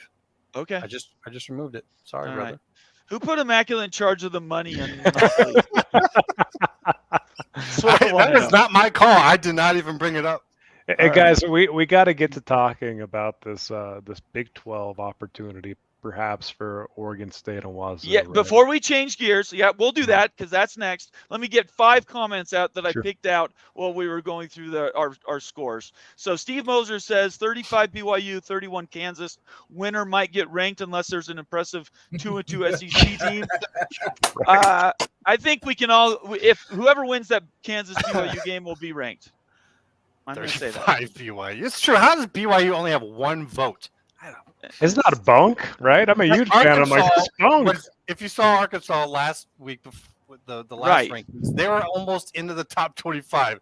After losing to BYU, they have 1 vote. And BYU only gets 1 vote. That was ridiculous when I saw it. And Tennessee still ranked. So, yeah. Summit Hawk, another comment says, I've got KU by 10, but that's my homer pick. Okay. All right, we'll remember that on Friday when everybody comes back. We actually make our official picks. Summit Hawk also says Kleeman takes the MSU job. No, that's Kansas State's coach right there. He's not. I hope he's taking the Iowa job at the end of the year. That's what I was going to say. I was like, when's he going to say it? Because that's I don't know. I don't know. Be right. Maybe. I don't know. All right. They did get 41, so we're sitting pretty on 25. Cougar Tracks, one of our members says the Big 12 has parity. I think we know that. Unfortunately, last year they were the best conference with parity, with the best records. This year, it's not the Big 12. It's the Pac-12 that holds that title. So it's just ironic that this final year, this show-out blast, that party that the Pac-12 is the year it sort of goes out like a candle, and there will be no light there any longer. All right, one last comment. It is K-Do says, he's another member, says, Mizzou claims their greatest road win was burning and sacking of Lawrence. Wow. K-Do's coming strong. K-Do's look at that logo. Hey, what do you guys think about this logo? There's a lot of KU fans that want to go to this logo that K-Do has right there, with that weird. The aggressive one? Yeah. I don't know if it's aggressive. It looks like he's like smoking a doobie or something. I don't know. Maybe. It's true. If you want your comment to be read, I'm trying to get as many as I can. If you're a member of the channel and you join and you're a paid member, I defer to those, and those are the ones I just read were all paid member comments. Or you could make your chat a super chat, and I read all of those. Okay, you have the floor. Let's talk about Washington State, Oregon State, and realignment. Can we pull up the Brett Yormark video? Bomber, is that possible? Last time I did it, I got dinged. He got Oh yeah, we dinged. got dinged. Yeah. Can we pull up the bullet The article? points? And Your bullet points? I can. yeah, Yes. I can. know you don't want to get in your DMs too much and stuff because you can see No, other it's DMs fine. going Yes, on. I can. Yes, I can do that. But Just it's give me, very keep relevant. talking. So, I'll get to it. Go here's ahead. the deal. So, in the lens of Brett Yormark's expansion philosophy and what in the Big 12's expansion philosophy before the Pac-12 stuff shook out, before Utah jumped over with Arizona, Arizona State, and Colorado, Yormark had identified criteria, expansion criteria that seems to be forgotten, right? This was back in June. He was on BYU TV and he identified this expansion criteria. There's about 6 to 7 different ideas that he has that are important for Big 12 expansion. I found it. Give me 1 second. I'll yeah, bring it up. and it's still relevant, y'all. I mean, like I know that the 4 of the Now we Pac talked teams about came this over. all summer long, right? We did, yeah. We were talked all about over all this, summer and long. like, Yeah. and it just seems like since the Pac schools moved over to the Big 12, it's kind of got forgotten. But I don't think we should forget it with consideration now, of Oregon State and Wazoo. So all these bullets that are laid out right here is a school. So if you're Brett Yormark in the Big 12 and even the new schools that are added, you're asking yourself these questions when you're considering expansion. Is the school that you're considering, the prospective school, are they going to add financially? Are they going to add more money to the pot? Are they going to be a good cultural fit? Do they add a brand that is going to grow, and a brand that people know? Are they competitive? Athletics, especially football number 1, b-ball number 2. They have leadership that aligns with the conference. Is it adding some new geography or some other geography that's a target, a big city? And last, are the academics aligned with like current conference made? So if they have good academics, that won't be a complete outlier. So when we're talking about Oregon State and Wazoo, we need to think about them in this lens of these criteria right here. So I wanted to open up this conversation to see if we could put first Oregon State and then Washington State through the lens of these different bullets, guys, and get your views on really are they a fit for the Big 12, and how, if they're not a fit, how could they be a fit? So yeah, I guess first off, we could go maybe to do this right, like we should go Oregon State and Washington State and go through each one of these bullets and talk about are they going to add financially to the Big 12? Would Oregon State first? Would Washington State? Then kind of go down to get a feel to see if it's a good fit. Okay. So let's do it. The first one, I'm going to ask Immaculate. Financially, would Oregon State and Washington State be a fit for the Big 12? Well, I've gone into that bit, so you guys, I don't need to repeat all of that. But for the reasons I've said previously, I do believe at this point in time, they are financially additive. Only because of how much they're holding up everyone else. So yes, I would give that a yes at this point. Not for a full pay though, but yes, they can do enough. And they're both ranked right now, and they're both, competitive. So at what I'm curious about this too, because at what level would they be additive? So really the additive idea is are you going to add more to the pots of BYU, Utah, Iowa State, everybody else in the Big 12? Are you adding more to the pie for them? Well, with you coming in, right? I would do that's why I've kind of picked out 15 million, is because that's a half pay. If you get both of them, you add it up together at 30. That's about what the pro rata is. So you'd be getting both at half pay. So you're getting, 2 teams that could still be good if they stay in the Power 5. So value there for showcasing. You've got Oregon State with a brand new stadium, looks great on TV. And then with Washington State, at a half pay, and then also what it allows to go forward. That's where the financial additive part is. It's what it allows to go forward. When you're taking the P5 to a P4 for CFP payouts, that brings in more money. When it allows them to go ahead and get this figured out without all these kind of crazy ideas that, well, maybe not crazy, but forward-thinking ideas, shall we say. I think it's definitely financially additive in that regard to bring them in, just because of what it then allows to happen. What do you think, Lone? It's only financially additive if the Big Ten, ACC, and SEC pay a ransom to the Big 12. A ransom? Can you expand on that? Somebody's going to have to take them to get rid of the pack. Yes. So the SEC, the Big Ten, and the ACC are going to have to give something to the Big 12, whether it's financials, scheduling agreement, something to get the Big 12 to take Oregon State and Washington State. Yormark's going to want something. He's going to want his pound of flesh for it. Well, and it doesn't necessarily even have to come. It could. That is a good possibility. But it doesn't necessarily even need to come from the other conferences. What it needs to come from is settling this legal issue. If they settle the legal issue and all the assets and liabilities, for that matter, go to Washington State and Oregon State, then absolutely they will have resources they can call up and use in their negotiation to essentially buy their way in, a la SMU. So there is a little of that, and I think it's definitely out there now. Yeah, you might see what happens is like an even division among the Pac-12 schools, and then the other schools then each give a portion of that. This all happened behind the scenes, and the overall talk is it just all gets kind of blushed over. But some of that money makes it to the Big 12 somehow. Personally, I think that what we know from Yormark is he has a whiteboard full of stuff that he wants based upon his talk with Joel Klatt. So I'd say if I knew it was on that whiteboard, I'd be able to say what he's going to be asking for. But we don't. So it's just one of those things is we'll start to talk about it or whatever. But Yormark's going to make them pay to do this thing, to get them in.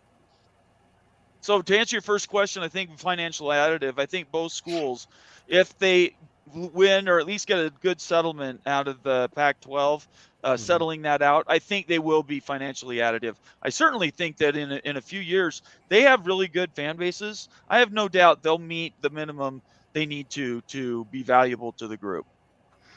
Okay, so I did a financial valuation project before the football season where I looked at a lot of different metrics, right? Yep. And the two schools that were the lowest on that valuation metric were these two, Oregon State and Wazoo. That's not surprising, right? But really, it was quite a bit lower, too, with like historical success and stuff, like, viewership, figures, academics, and everything. While I love both these schools, I don't think they meet that $30 million bar, and I don't think it's close. I don't think it's really close, but like I think Immaculate might be onto something where he's saying like the idea of like 15 million, like something like half might work if you could ever work that out over the long term, or else like over a long-term contract. I think that's the kind of creativity that's going to be needed, and I'm sure that Washington State and Oregon State would be open to that. More so than being in a relegation system. They'd be open to that now, but they wouldn't have been open to it back when the four corners got invited. They wouldn't have said, "Yeah, we'll take 15 while you get 31." So time and stuff that has happened has kind of brought everyone now to a position where that might work out. For sure. And so can you get creative with this? Yes, by structuring some type of lower payout for the schools and everything that would be a win-win for both, considering the circumstance. But like at that $30 million figure, it's a no, honestly. Get down the line, I don't think anybody's promoting that. Yeah. 100% valuation. I don't think anybody's saying that. I said 20 million based on the 2/3 commitment that they gave the pro rata for ESPN. They wouldn't get any money from Fox on there, and there's nothing to say that they're not paid 20 million by the broadcaster, but they only give 12 or 15 to the school. So anyways, I think there's a lot of stuff they can do with the money. For sure. Let's talk cultural fit. What do you think, Moan? Cultural fit, yeah. I can see it. Small market ag schools. Good engineering program at Oregon State. Washington State's the real tough one. Oregon State, I think, is a much better fit culturally in the Big 12 than Washington State is. Washington State is just so small, such a small university. But yeah, I think they fit culturally. The problem is you need to get some East Coast teams for West Virginia and Cincinnati. you can't just keep moving out west. So Right. if this happens, I think this has to happen as a 4-team ad. You're going to get 2 West Coast teams, and you're going to have to pick up 2 teams from the East. But who would those be? There's no available teams. UConn's still available. You could pick up UConn. You could possibly pick up University of South Florida. Right. You've got to pick up somebody. You can pick up App State. Appalachian State might be time to bring them up if you're bringing Washington State. If they're not going with divisions, though, why do they have to? Why can't they just go with travel? For travel, and because West Virginia has been sitting out there in the East for so long. Yeah, right. It's one of the major beefs that West Virginia has, and you've got to take care of all your members. But I bet you all of them, though, are willing to wait for ACC schools versus going for. Well, I agree with that. I think that's right. I think that's true, but will those ACC schools be available? Not for a while. I don't even know if they're going to be available in 2036. I still think that you're only going to see maybe 4 teams bolt from the ACC. No, I think once those top 3 that I've already voted no are gone, the value at the top of that is gone. I don't care what that whole 15 is enough to keep. I don't believe that at all, because consideration is gone, and ESPN is going to challenge that. I don't care if they have 15 or not. ESPN will challenge and get a renegotiation on the. And once that happens, so many of those schools are going to be like, okay, that's it. Yeah, that's fine. But what happens when Notre Dame joins the ACC as a full member? I don't think they join until some of those state schools get out of there. That's my opinion. Pure opinion. I think Notre Dame will join ACC eventually once it can become more of a private university focused. And you guys have just nailed this. That's a whole rabbit hole we still have to go down. I don't. Yeah, that's ways down the road. So it is, and like you guys have hit the black swan though. Here is like even consideration of Oregon State and Wazoo. It's hard to really give serious consideration when you're thinking about the ACC schools, possibly disbanding and jumping over, which I think is very likely too. I'm with like Immaculate. I think it's going to be a bunch of rats jumping off a ship, just like the pack. This is less about Oregon State and Washington State and more about closing the pack down. That's it. I mean, and I don't want to make it sound to our Oregon State and Washington State friends that this is a slam on them. It's just, it's not about that. If it was about them, this would have already happened. It's about closing shop. And that's why it's a lower payout. That's why you just get them in the Big 12. And that's why the Big 12 gets something for it. It's just a large multi-party negotiation. I 100% agree. I think that it's a business transaction. It is. So going back to cultural fit, though, they're both really good cultural fits for the Big 12. Mm-hmm. Absolutely. I think so. Yep. No doubt about that. Maybe Oregon State a little bit more so, but I don't think Washington State's bad. I mean, if you're looking at, be honest about it, Arizona State versus Washington State, which one's a better fit culturally in the Big 12? Oregon State's probably the better fit, right? Like Moen mentioned. But of Washington State, though, is the questionable one. I would say, compared to some of their ads from out west, I would say that Washington State's more of a cultural ad than Arizona or Arizona State. Agreed. Yeah, I think both of them are better. But I think Arizona and Arizona State are good ads, so I don't think it's it's a big deal. It's not. But let's just get this off the top and I'm reading a lot of comments in here as we're going through this discussion. By the way, if you're new to the channel, 60 people, hit the like button. Definitely give us a follow on Twitter. Come back and do a subscription for this show so that you know when we're going to be coming on again in the future. If you want your comment to be guaranteed read, make it a super chat. I'm not probably going to get to any that aren't Prime or paid subscribers. And welcome to be here. Please hit the subscribe button. So I think what we need to just make sure that everybody knows is that nobody's saying schools won't come from back east. What Moen said is spot on. There are going to be schools coming to the Big 12. It's just a matter of which schools. So just because we're talking about these 2 schools out west right now, that's just about closing up shop for the Pac-12 and eliminating a conference. Cleaning all that up for the negotiation in 2025-26. Yep. Other than that, none of this other stuff matters.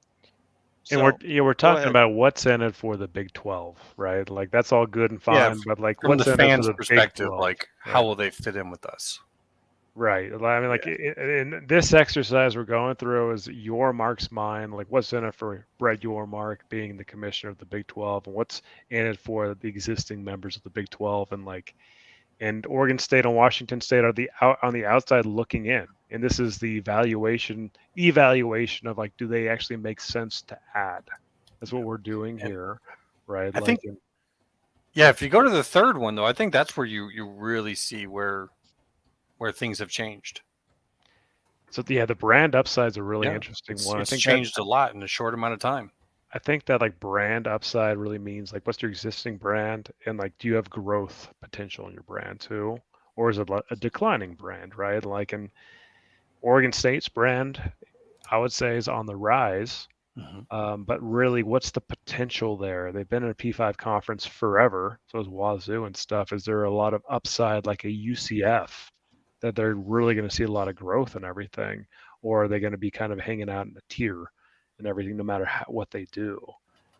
So when I see brand upside, I think of UCF. That's like the one, like the school that I see like so much growth, so much like in like the recruiting going on there and stuff. It looks like maybe a juggernaut in the future. And like with Oregon State and Wazoo, yeah, I mean they could have improvements and stuff, but they're not killing it with brand upside. They've got decent brands, but not the upside part. If that makes sense. Well, Oregon State just got their stadium improvement. It's pretty nice. Well, also what they're actually building on is kind of this empathy towards them. Like people weren't thinking about Oregon State much. People weren't thinking about Washington State all that much. But because of the situation of the Pac, which now so many people are paying attention to, I think there is everyone to some degree is empathizing with their situation. And to me, that's a brand upside. When you have people thinking about you and liking you to some degree when before they never even thought about you. It's been tough, but you can take advantage of that. And with both of them being ranked, like look at what they're doing with the game this week, the way they're marketing it. That brings a brand upside. It's like we together have gone through this, and if they make it through and they make it to the Big 12 after this, I could see that being a marketer's dream. If you're in there and you're getting paid half of everyone else and you're doing just as well or better,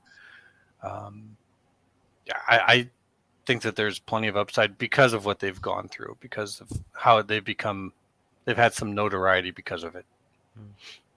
Here's a comment that I think is a good time to bring this in. Kaufman, I had marked it earlier, and we're talking about it now. So the biggest problem with Wazoo is the president of the university. Kurt was once the president of K-State, and they were happy he left. Everybody knows they're in a ditch right now. Washington State is. How much of a drag does that put on their potential candidacy? That's leadership, sound leadership. They've got good leadership, like strong leadership, and it sounds like that's a no. Yeah, I think so. Yeah.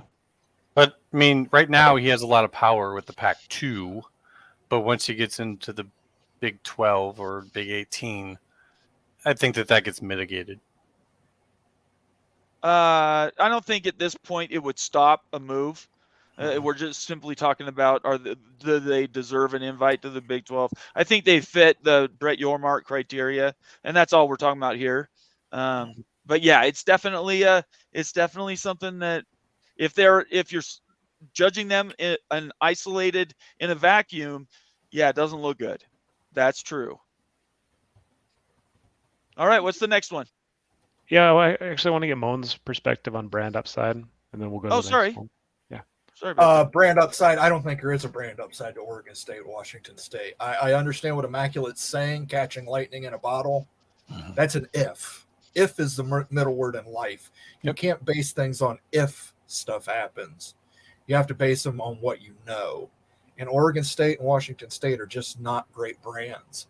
They're not top level brands. They're the weakest brands in the pack. That's the reason that they're the two that were left behind. If I could counter that real quick, I swear to be like 30 seconds. You really only have to make this sell when you're adding them. In the future afterwards, that if of do they keep up on it? I don't know. It doesn't really quite matter as much. You just need to be able to sell it in the moment.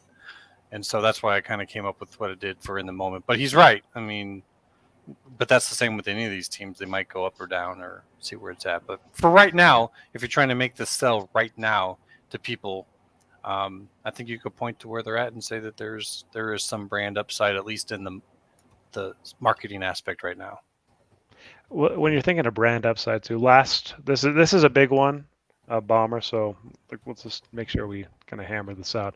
When you're looking at brand upside, really the bar for that is the middle of the Big 12.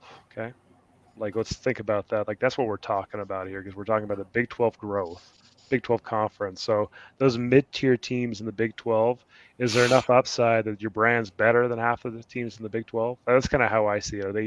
Are they above average for Big 12 teams? So if you're just stack ranking that and looking at that, look at that for your Iowa State, your Texas Techs, or whoever you want to throw in there in the middle.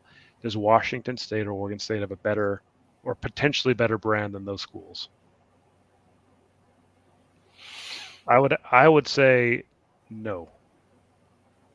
I disagree. I think they do. I think they both deserve. I think they meet all these criteria, but I'm biased, so that's why I'm not saying much. I'm letting you guys talk.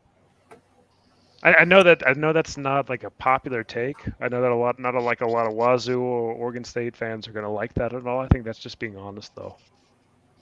We got to look at things honestly, and and Yormark's not going to give biased takes and stuff. He's going to be like, is that a fact or not? I don't think so. And based on everything I've seen, I don't know how you could justify that. Anyway, we can move on to the next one. It's kind of hard for me to counter that, because that's not why I think that they're getting in. So it's kind of like I'm making an argument against myself that I don't think matters. But I think if you're getting them for 15 million, you're not really expecting them to come in and be in the top half, are you? No, the answer is no to that question. That's at the 30 million mark, right? That's at equal pay mark. But all of a sudden, if you're coming in with lower, which brings up its own set of problems that we haven't talked about too. Are you seen as an equal member still? Within the community of the Big 12, and there's cultural issues maybe with that go along, problems with that. But I would agree that if you're coming in lower and stuff, then that's less relevant. The brand upside is even less relevant. A lot of these factors are less relevant if you're coming in lower and stuff and you're making the dollars work. I got a different way to ask this question, and we could circle on this for a long time, and I'm not trying to get in the middle of it. I just have one question that harkens back to what we talked about during the summer, which was Moen's constant refrain. If they add school X, does it add value to the conference or does it bring it down? And during the summer, we were talking about UConn, Memphis, all these other USF, all these schools that, because the Pac-12 hadn't blown up yet, we weren't sure about Oregon State and Washington State. So we were talking about these other conferences that right now are schools that are G5, and continually the refrain was from Moen, no, if they bring those schools in, it will lower the quality for the Big 12. We talked about basketball schools. We talked about football schools. All of these measurements, and I would just go back and I would just ask Moen a simple question. If you bring in Washington State and Oregon State, what does that do to the perception of the Big 12? Oh, perception-wise, it's going to look like, well, you know what? I take that back. Perception-wise, it could do some good for the Big 12. It's going to be good public relations-wise to be seen as rescuing Oregon State and Washington State from entering the G5. Purgatory. Right, more or less. Yes, there's good things PR-wise that doing this move now could provide you. In the end, the perception, though, the perception they need to worry about more is how they're perceived within the SEC, the Big Ten, right, and the ACC. And if they're willing to do that, they're looked at as a willing partner, somebody that we can work with. If Brett Yormark's going to do this for us, we can do this for Brett Yormark.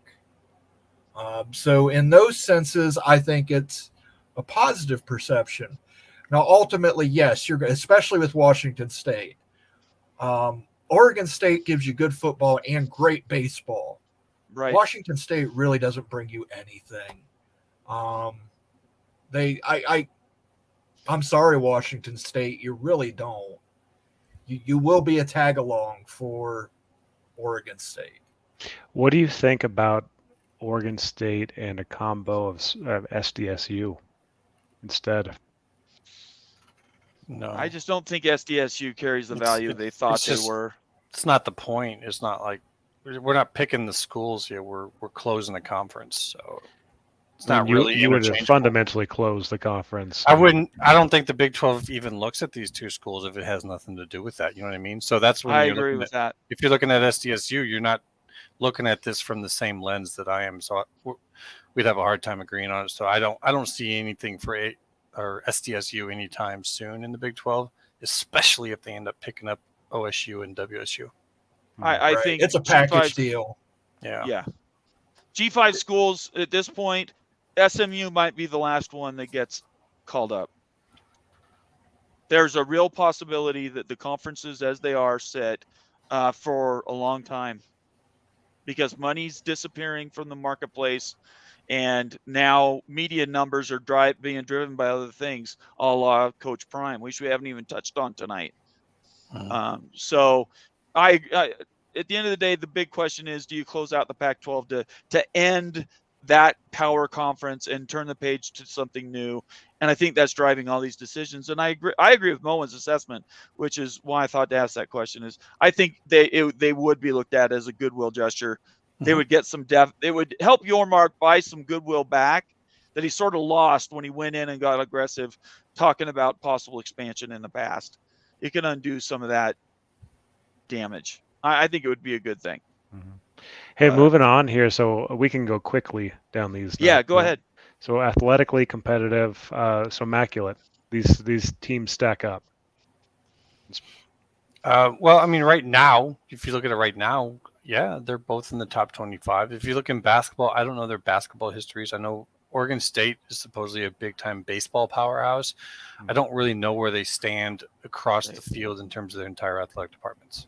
Yep. How about Moan? What do you think about that? Yeah, no, Oregon State's a monster in baseball. Yes, they are. They've won many World Series. Yep. Yeah. Again, Washington State has nothing athletically they're going to bring to the Big 12. Great fans, great people. They bring that flag to every college game day, but they just don't have it athletically. I'm sorry, they don't. Oregon State gives you football and baseball. Yep. So before Oregon State's recent run, they were one of the dogs of the pack for about a decade. And like if you look back at history and stuff, they've had some good runs, ups and downs and stuff, but it hasn't been consistent winning in football.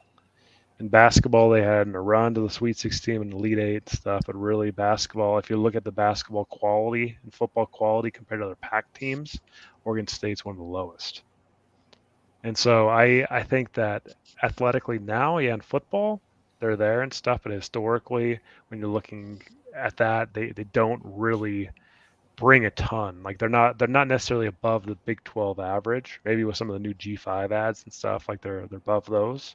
Kind of I would say middle of the pack and stuff. So I guess they would check the box, but they don't really bring a lot to the table athletically, outside of what you got already.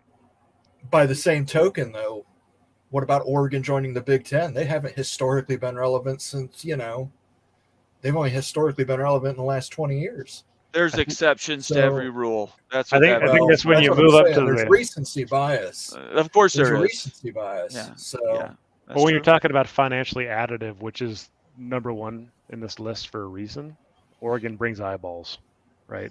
And Oregon State. They do, but Oregon's not getting a full share. I think Washington State brings eyeballs too. Their viewer numbers, their viewer numbers are actually very high. Their fan engagement is extremely high for the size of school they are. So, what's the next one? I can't. Yep. So leadership, it's a little bit harder to really kind of discuss and stuff. We don't know all the leadership at these schools, although there was a little bit of feedback saying that, it might be a little bit below average at Wazoo. which is a knock on him and stuff. I don't know a ton about Oregon State's leadership, but we're talking about the president, the athletic director, and like the like coaching staffs and stuff. So there's a lot there. I don't have enough information to give a really good opinion on those. What do you think, Immaculate? Which one are you looking at? Sound leadership, geography, academics. I mean, I don't think that one. I think Oregon State has sound leadership. As far as Washington State, the obvious one there is Schultz, but I will give him this. In the Pac-2 era, his leadership has been pretty good. Just wasn't very good in the Pac-12 era. Yeah. Yeah, like we can move past that one. So geography, obviously, that brings new geography. You're in the state of Oregon and Washington. Do you think that adds a lot of value to the Big 12, Moan? I disagree with Nate on this, and he's going to disagree with me on this, but I still think there's a Big 12 After Dark package out there to sell, and you can put that burden on Oregon State and Washington State. Yeah, and I think that's okay. I never said that the games weren't valuable. I just would drop the marketing part of it. And the last one here, academically, both schools align with the Big 12. I can tell you that and stuff. Like they're basically in the same ballpark. So that'd be a check there. So the point of that exercise is just to really get in depth on really what these two schools offer, the Big 12, and what your mark's thinking and what like the decision makers are thinking in the Big 12 and everything. So I think I'd like to sum it up. At least my thoughts on it are that, if it's for reduced share, this makes sense. This does, and what share that is, and if you get your TV partners to sign on board and stuff, those are some of the question marks about it. But if it's for reduced, yeah, it could make sense to add these schools. You know what percent? What would you say the million would be? So you're at 30 million approx. I'm gonna say I know they were at 31.6 or whatever. Right. 30 million estimate right now for the schools. I would say 60%, 65%. Okay. You think that's about fair? Right around 20 million? Yeah, I do. Okay. That's what I said. I think Immaculate's 15 seems reasonable as well, though. The half share idea. Yeah, that's based on 10 from ESPN and 5 from Fox. Right. I think there's some value there. Cascadia Style, I think you're new to the show, Cascadia Style. If not, and I've missed you in the past, I apologize about that. Please subscribe. Anybody that's new, we're up to 62 viewers live. Please subscribe to the show. Let us know how we're doing. Leave us a comment and follow us on Twitter. He says people seem to completely miss Oregon State and Washington State's market gains of Portland and Seattle markets. That's where the alumni are, and I can attest to that. That is true. Both schools carry huge alumni and followers and viewers in their urban areas of the state. What do you guys think about that? Yeah, I would say that there's truth in that for Oregon State and Washington State, but I would actually talk about strategically and stuff. If you're your mark in Big 12 schools, do you have alumni that are graduating from your school at Texas Tech and Lubbock or in Ames at Iowa State and moving to those markets? Right. I'm curious about that. Are they moving to, Portland or Seattle? And if so, there might be something there. But if they're not moving there, you don't have a big alumni base in those markets, even those larger markets that are away from the smaller college cities, then it's not as important. I think it's great answer. What you just said there. I think that's a really good answer. A good way to put it, honestly. Moen or Immaculate, you guys want to comment on that? I don't think it gets you the markets they're little brothers. I mean, of course, Washington's going to be 80% share, and Oregon's going to be an 80% share of Oregon. So I don't think that they necessarily get you those markets. I mean, it gets you a spot in those markets. You get those local carriage rates, but you need to have a network. You need to have a Big 12 network, right? In order to do that. So that might be the inducement that your mark's able to get everybody to lean on ESPN or Fox to form the Big 12 network. We were talking about the After Dark. Let me mention this, and then Immaculate, I'll let you go. Steve O says Cincinnati BYU's 10:15 Eastern. That's 8:15 here. I would bet BYU, knowing that it's a night game. BYU doesn't lose many night games. Just saying that right now. I don't care how good they are coming out of Kansas, unless their team is decimated by injuries. Knowing that it's the late night time on Friday, I would definitely bet BYU. Okay, go ahead, Immaculate. Well, I think we're kind of maybe moving past the whole market thing for now. What we're finding out as we get into bigger numbers in these conferences is that rivalries matter. So I would say their geography matters, as Moen said, for getting that that very much the Pacific West Coast time zone for the entire season. I think that definitely matters for ESPN. Little bit more for Fox. That's why I think Fox will pay a little bit just to get some potential to use them. But I think that Oregon State Washington matchup rivalry of sorts is now kind of going up in value. And so I look a lot at rivalries as each team has to fill less slots, TV slots. What you need to provide are better games. So I do think that in that regard, their geography matters because they're going to become new geographic rivals. It's very fair. Let's quickly move on. I know Ute has to go. I just want to add. I want to add one ahead. thing real quick. Yeah, go ahead. What about one of the inducements? The Big Ten guarantees that Washington plays Washington State every year, and Oregon plays Oregon State every year. I think it would work.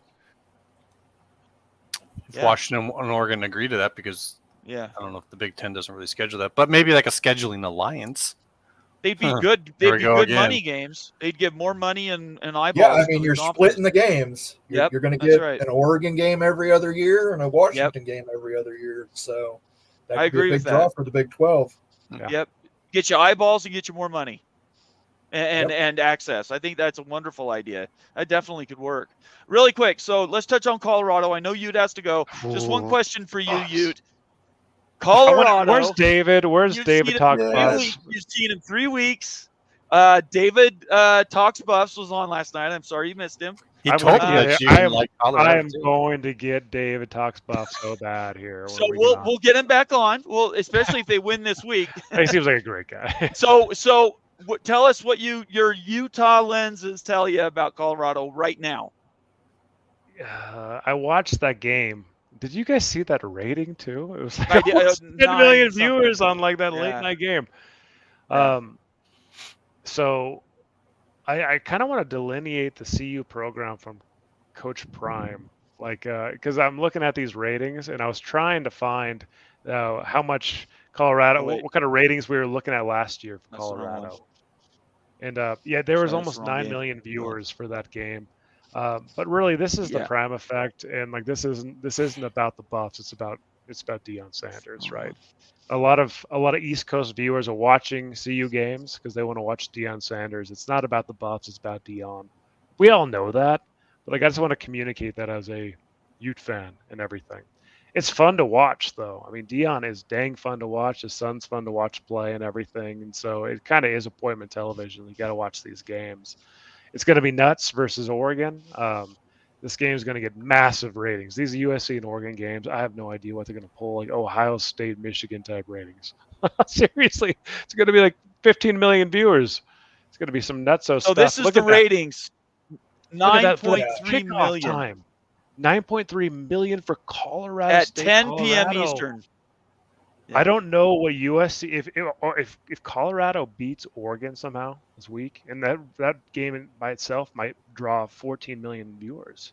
That USC Colorado game is going to be like a $20 million viewer beast, something like that. Seriously. Even if Colorado doesn't win, if they just stay with them, if it keeps it close, if it makes it a fun game to watch, they'll get massive numbers. I actually. I'm kind of hooked on watching the Buffs too. I hate to say that, but like even as a Ute fan, like they're kind of addictive to watch because you want to see what's going on with, Sand, like the quarterback and his dad and stuff, Door and Travis Hunter getting hurt sucks. For sure. Travis Hunter getting hurt sucks. Yeah. Do I think that they're fool's gold? Yeah, a little bit. Still, like they're 3-0 and stuff, but like, what was my knock on CU the whole time? Depth. Their depth. Yeah, their depth. Right. Yeah. So Hunter's hurt. Injuries are going to pile Yeah. up, and they're going to struggle towards the end of the season stuff. Until they get hurt, they're going to be way fun to watch, and they're freaking talented on the front end. Like, their starters are just as good as anybody at the skill position.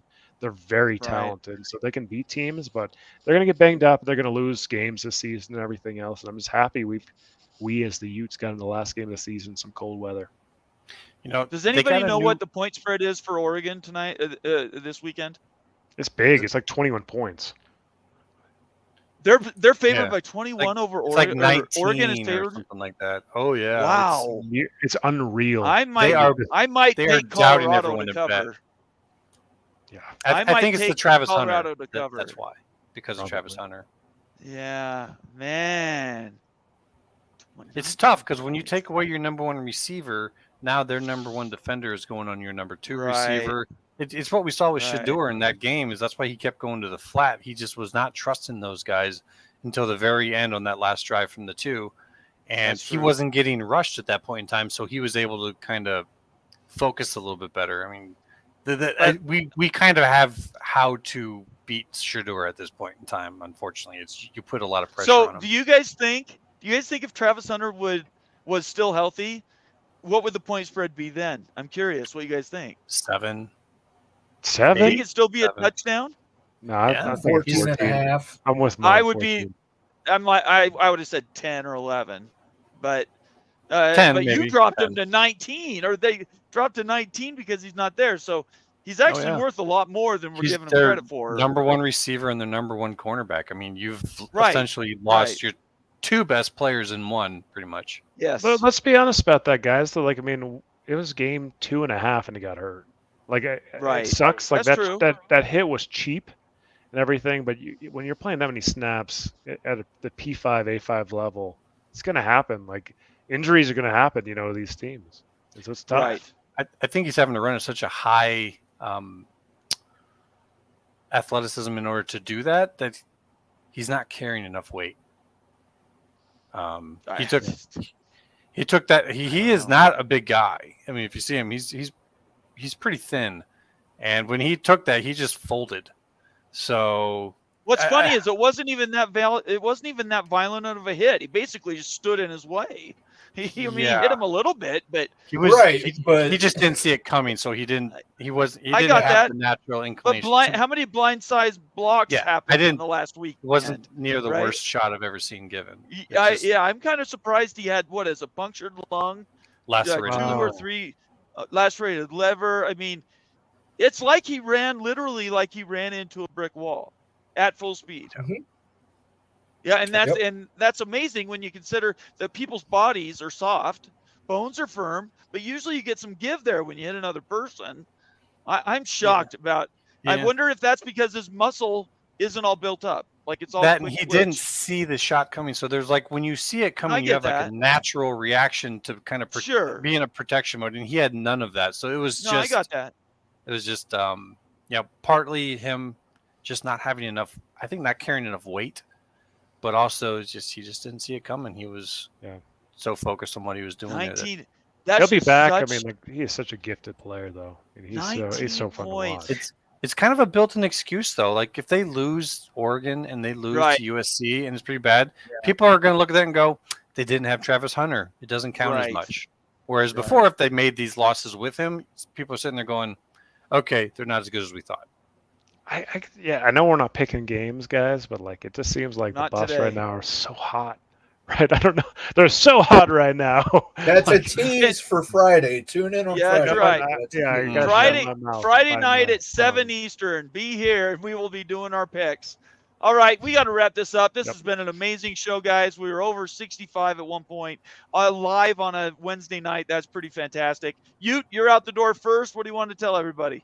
Yeah, I can't wait for the Pick'em Friday and everything. Great games this weekend. Can't wait for Moan to go on a rant about Notre Dame because finally the Buckeyes have them served up on a platter. Utes in a massive game. Thursday, tomorrow, we'll know if Rising's playing. All you nations crossing their fingers and praying that Rising is going to be cleared to play. It's going to be a game changer for the Utah program if he plays. Massive games. So excited. Go Utes. Very good. Immaculate. I'm looking forward to Friday as well, man. I'm a little worried. We got some big games coming up, some tough picks. I'm a little worried you guys might catch up on me a little bit. So we'll see how it goes. Definitely looking forward to these picks, guys. Pay attention. Maybe we can get these guys to put out a list of what we're going to do in advance. But maybe you won't know until you get here. So make sure and show up Friday. I don't know. I kind of like keeping them secret because that doesn't Whatever give you guys a lot do. of time to plan. You know, Bomber, I wonder, like, is there any way though, like, we can put up like a poll or anything in the chat? I'd love to figure out how we can do that for everyone out there to put their picks in too. To put like a poll on these games. For them to pick. You know, there are ways to do it online and stuff. I just don't have the time or ability to keep track of that. If you want to do it, if you want to take it on as a project, go ahead. But it's not something I'm going to. Gotcha. So if you guys have the skills and ability to put like a spreadsheet together or some sort of a online poll, we can broadcast it, share the screen. We can do all our picks live, whatever you want to do. I'm just not going to do it myself. So. I'm just wondering if there's any way to throw that in like the live chat stuff so we can get like the community's viewpoint. Well, we did on Friday. We did. We can do that? Some of that on the games. Because like we should have a community pick them too. Like as like who's going to put that? But who's going to put that together? Yeah, I get it. Immaculate. Yeah, I'm not giving that job to anybody. Yeah, you notice I was staying quiet. I'm like, no, see where this is going. That's too much work. That's too much work. All right, Immaculate, say anything really quick on the way out. Like I said, just I am thinking that this Washington State, Oregon State thing is actually going to work itself out quicker than most people believe. I think that the pressure that we saw from Washington State out of nowhere, of all this talk about coming out of Boise State, I think that there is a lot of pressure to get this done sooner rather than later. So keep paying attention. I think that we are going to be talking about this very soon. Very good. Moen. Subscribe to my YouTube channel, Moen, at Moen_sports. I'm going to put up some videos, some live streams. We'll have some bourbon, smoke a cigar. It'll be fun. Lots of cussing. Nice. Might be pole dancers. There's lots of swearing. Pole dancers. We're definitely be a party. I'm trying to get that worked out. Maybe we'll get the one pole dancer. So all right, there you go. The midget she always goes the same direction for some reason. That's right. All right, everybody. I appreciate it. Thanks so much for everybody being here late. I hope you have a great night. We're skipping tomorrow because of Thursday night football. Look for us on Friday night. I believe it's going to be 7 Eastern. If you have anything you want to talk to us about, send us messages on Twitter, and then you can always leave comments in the suggestion section. Other than that, guys, I want everybody to have a great night. Stay out of trouble. And don't wear anything red the rest of the week, okay? Nothing red. We'll talk to you later.